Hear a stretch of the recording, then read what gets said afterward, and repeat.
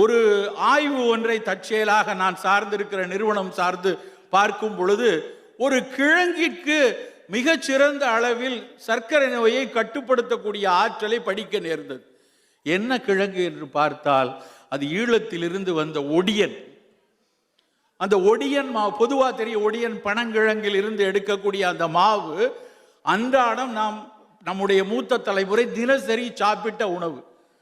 நண்பர்களே, கிழங்கு என்றாலே சர்க்கரை நோய்க்கு தூர தள்ளி விடுவார்கள். ஏன்னா அது பூரா ஹை கிளைசிமிக், படுவேகமாக இரத்தத்தில் கருநீரகத்தை சேர்க்கக்கூடிய தன்மை. ஆனால் ஒடியன் கிழங்கு மெல்ல மெல்ல சர்க்கரையை தகர்க்கக்கூடிய, இரத்தத்தில் கலக்கக்கூடிய தன்மை இருக்கிறது. நாம் ஏன் அந்த ஒடியன் மாவை இந்த ஆல் ஃப்ளார்னு சொல்லக்கூடிய நம்மளுடைய பல்வேறு உணவுக்கு பயன்படுத்தக்கூடிய உணவுகளில் அந்த மாவுகளில் இந்த ஒடியன் மாவை கலந்து பயன்படுத்தினா ஒரு பக்கம்